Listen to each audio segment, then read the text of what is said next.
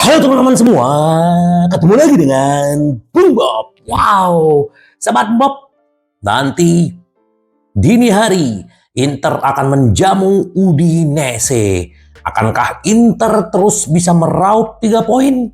Atau bagaimana Sahabat Bob? Tapi sebelum gua lanjut, silakan subscribe dan klik loncengnya. Thank you. Tadi dini hari, Juventus kembali melanjutkan tren positifnya dengan mengalahkan Napoli 1-0 ya. Ini banyak sekali di media sosial, wah Juventus begini-begini ya. Tetap aja ya kita respect dengan dia karena mereka dapat 3 poin. Walaupun bagaimanapun cara bermain mereka, mau bertahan kek, mau apa kek, dia tetap menang. Nah, itulah Inter perlu meniru bagaimanapun yang penting menang ya.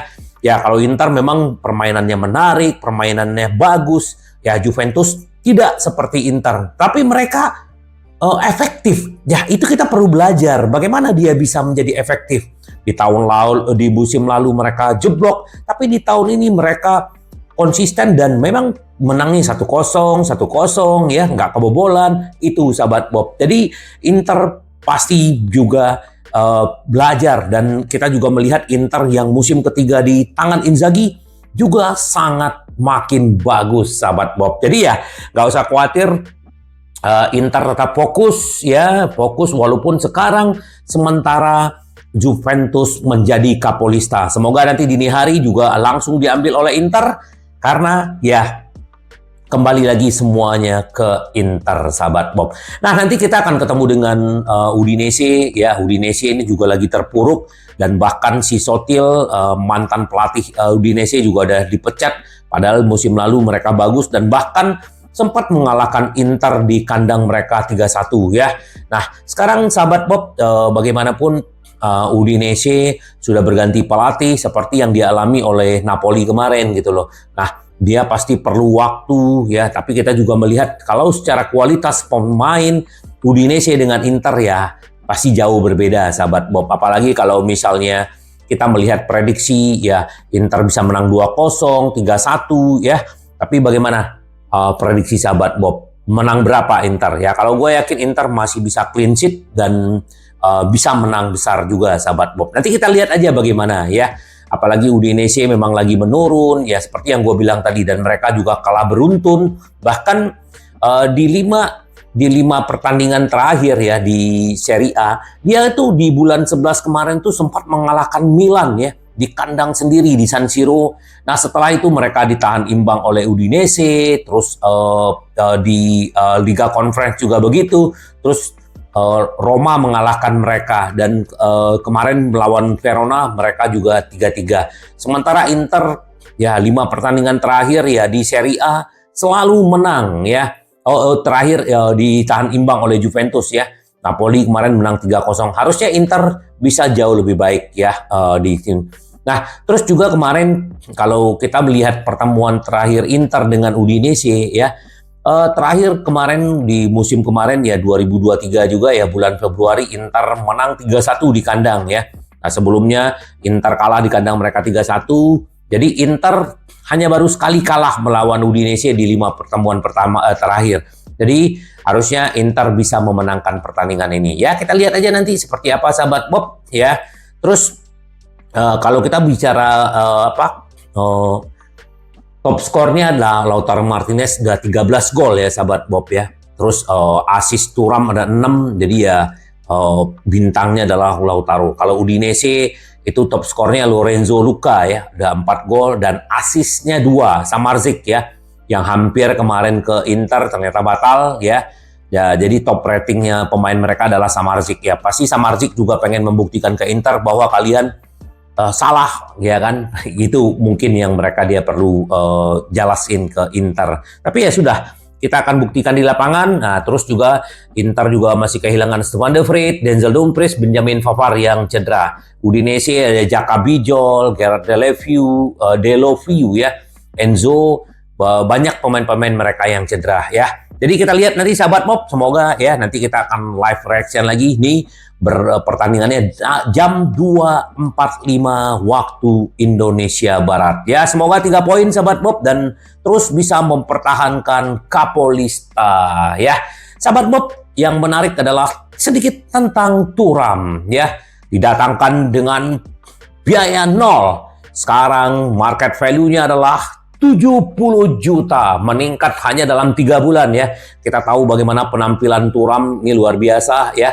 Jadi Inter benar-benar beruntung ya, kalau misal mau diuangkan ya, klausul pelepasannya adalah 95 juta ya. Jadi benar-benar pelonjakan harganya dia nih sangat bombastis ya. Bahkan ya sempat diincar Liga Premier, Bayern Munchen, tetapi akhirnya Inter yang mendapatkan. Gazeta mencatat bahwa kesepakatan Thuram dengan Inter mencakup klausul pelepasan senilai 95 juta. Termasuk atas permintaan pemain ya. Pada saat pemain Prancis menandatangani kontrak, itu mungkin tampak seperti angka yang sangat tinggi. Tapi sekarang tidak lagi. Thuram mungkin belum menjadi striker senilai 95, tapi 70 juta tentu saja bukan hal yang mustahil. Jadi ini aset yang luar biasa ya. Semoga dia tetap bisa bertahan di Inter dan memberikan trofi-trofi dan terus bisa berkarir di Inter, sahabat Bob ya. Hebat ya Thuram ya. Salut gua dengan apa yang dilakukan oleh Inter ya. Bisa mendapatkan pemain gratis ya. Kita udah melihat bagaimana Onana ya dengan 0 bisa dijual 50. Nah, sekarang Thuram udah 70 juta. Nah, untuk Jalo sedikit gue update bahwa Inter tetap optimis untuk mendatangkan, karena memang Januari kemarin Inter sudah ada komunikasi dengan mereka untuk menggantikan Skriniar, ternyata dia cedera. Tapi ya, walaupun Inter tetap optimis, walaupun banyak persaingan, Inter yakin mendapatkan Jalo di akhir musim. Ya, semoga aja ini bisa menjadi tambahan buat kita, dan kita tunggu aja seperti apa nanti kelanjutan transfernya Jalo ke Inter. Nah, venue Super Coppa Italiana akan dipindahkan ke Riyadh ya. Jadi ini dari Jeddah dipindahin ke Riyadh, dan ini tanggalnya dirubah oleh mereka, dan Inter dengan Napoli menolak, dan kita akan lihat nanti seperti apa. Karena ini juga kompetisi ini ada 4 klub ya. Nanti akan ada Lazio, Fiorentina, Napoli, dan Inter ya. Jadi kalau kemarin hanya sekali pertandingan, kemarin Inter memenangkan 3-0 melawan Milan ya. Itu juga sama-sama dilakukan di Arab ya.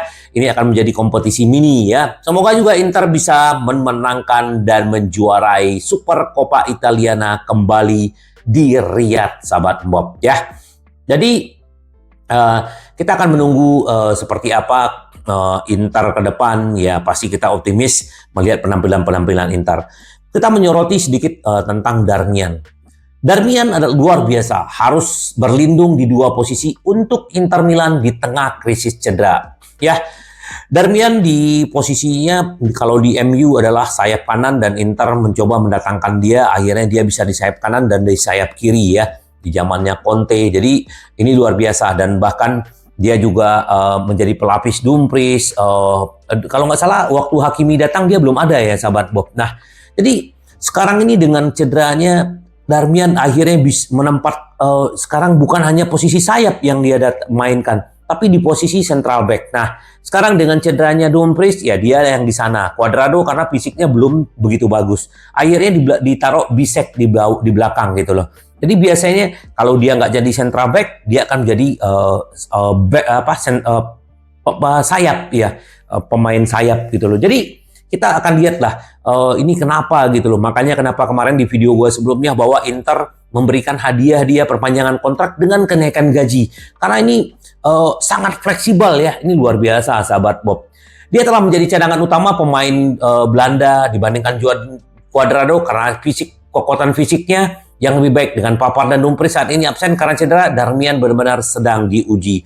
Namun dimanapun dia bermain, tampaknya pemain berusia 34 tahun itu melakukan pekerjaan dengan sangat baik. Nah, itu ya, Darmian selalu tampil all out dan selalu memberikan hatinya kepada Inter. Ini luar biasa. Jadi ya wajar ya dia punya performan selalu ya. Karena dia nothing tulus saja, sahabat Bob ya. Semoga nanti dia bisa memberikan kontribusi yang bagus. Nah, ini 4 pemain pinggiran Inter Milan ingin memberikan kontribusi yang lebih besar dalam jadwal liburan yang penuh gitu loh. Nah, Marco Arnautovic, Juan Cuadrado, Jan Bisek, dan Davy Klaassen ya. Kalau Marco Arnautovic ya ini dulu bermain di Bologna di West Ham ya, ini dia perlu jam bermain ya, sempat cedera tetapi dia sudah memberikan 1 gol ke gawang Benfica ya, comebacknya Inter. Juan Cuadrado kita juga tahu dia pemain bagus tetapi ya secara fisik dia perlu cepat fitnya supaya tetap bisa memberikan kontribusi. Jan Bisek sudah 2 kali jadi starter dan semoga nanti dia jadi starter dan dia bisa menampilkan penampilan terbaik karena ini akan menjadi membuat dia berkontribusi untuk Inter. Nah, hanya Klaassen yang sudah bermain beberapa kali tapi belum memberikan kontribusi. Semoga dia juga bisa memberikan kontribusi karena dia punya kualitas ya, karena jarang bermain aja jadi dia belum bisa menemukan ritmenya. Semoga 4 pemain ini bisa memberikan kontribusi lebih ke Inter, sahabat Bob. Ya, Cuadrado si Carlos Augusto akan menggantikan Bastoni. Bastoni akan dicadangkan dulu. Di tengah ada Acerbi, di kanan ada Jan Bisek. Jadi ada di sayap kanan ada si Darmian, di kiri di Marco. Di tengah seperti biasa Hakan, Barella, dan Mkhitaryan. Di depan ya seperti biasa Tuet Tula. Semoga ini benar-benar bisa memberikan 3 poin buat Inter, sahabat Bob ya.